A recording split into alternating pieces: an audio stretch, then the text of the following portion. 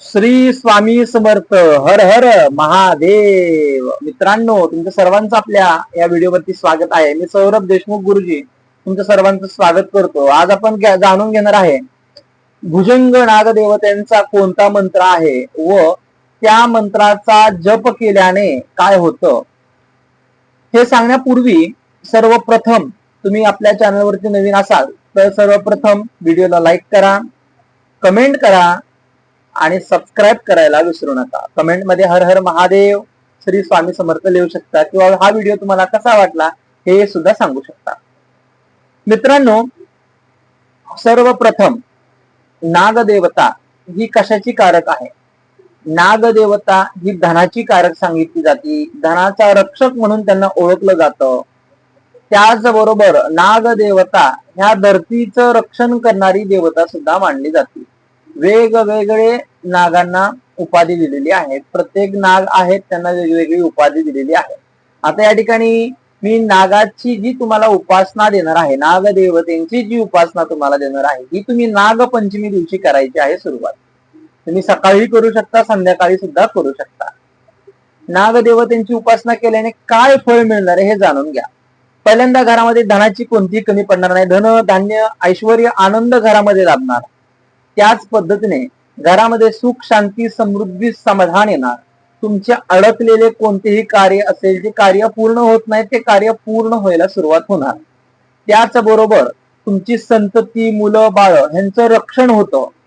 ह्या मंत्राचा इतका मोठा प्रभाव आहे आणि हा मंत्र म्हटल्यास सदैव तुम्ही आनंदी राहता. फक्त त्याचा जप नियमित करा किंवा नागपंचमी दिवशी जरी केला तरी चालेल किंवा नागपंचमी सोडून कधीही केला तरी उत्तम फलदायी आहे.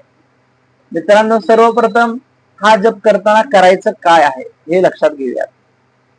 सर्वप्रथम पिवळ्या आसनावरती किंवा लाल आसनावरती तुम्ही बसायचं आहे. बसल्यानंतर अंगावरती तुम्ही लाल ड्रेस घालू शकता किंवा लाल सवळं नेसू शकता. काळं सोडून कोणतंही वस्त्र चालेल. बेल्ट चालणार नाही. समोर तुपाचा दिवा लावायचा आहे. एका वाटीमध्ये थोडस दूध घ्यायचं आहे.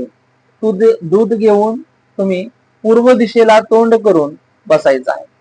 जप करताना हातामध्ये स्फटिकाची माळ किंवा रुद्राक्षाची माळ असावी आणि तुम्हाला मंत्र देतो, या मंत्राचा जाप करायचा आहे.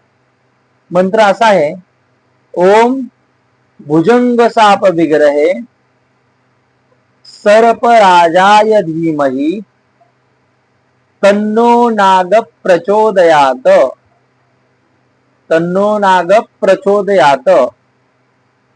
ओम भुजंग साप विग्रहे सर्पराजाय धीमहि तन्नो नाग प्रचोदयात. सर्पेभ्यो नमः. शेवटी काय म्हणायचं? सर्पेभ्यो नमः असं म्हणून हा मंत्र पूर्ण होतो. हा मंत्र तुम्हाला 108 वेळा जपायचा आहे, 108 वेळा म्हणायचा आहे.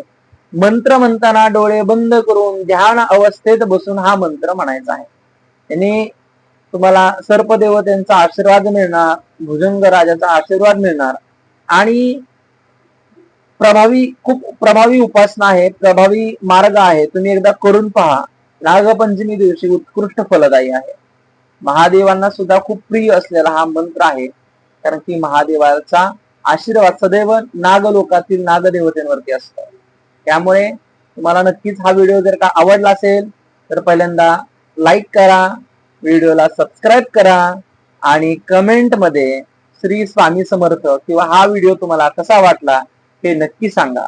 मित्रांनो, आपल्या युट्यूब चॅनलवरती असेच आध्यात्मिक व्हिडिओ, आध्यात्मिक माहिती चांगल्या पद्धतीने दिलेली आहे.